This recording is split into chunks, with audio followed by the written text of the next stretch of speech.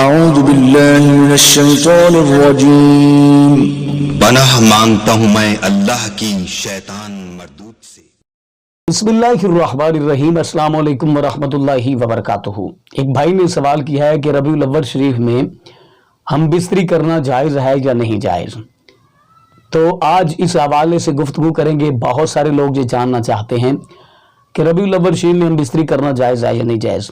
تو اس حوالے سے گفتگو کرنے سے پہلے گزارش ہے کہ اگر آپ نے ابھی تک میرا چینل سبسکرائب نہیں کیا تو میرے اس چینل کو کریں سبسکرائب اور بیل آئیکن کو دبائیں تاکہ اس طرح کی لیٹسٹ اور نئی سنی ویڈیوز آپ تک بآسانی اور بر وقت پہنچ سکے۔ دیکھیں، اس طرح کے مسائل پوچھنے چاہیے، علماء سے اس طرح کے مسائل جاننے چاہیے۔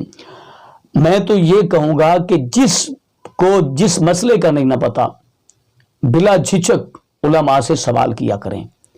علماء آپ کی خدمت کے لیے ہیں اور فی سبیل اللہ آپ کو اسلام کے احکامات بتاتے ہیں۔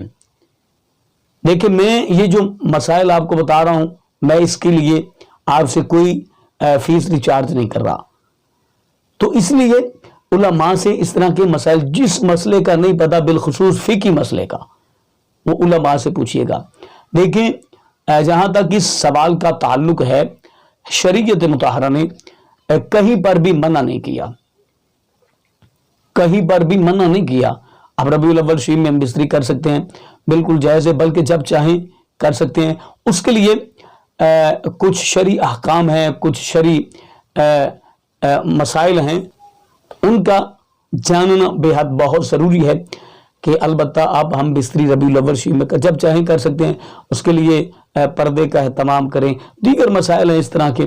تو آپ نے یہ جو سوال کیا تھا، آپ کے سوال کا آپ کو جواب مل گیا ہوگا۔ مجھے امید ہے کہ اپنی فیملی کا بہت سارا خیال رکھیے گا۔ اللہ نے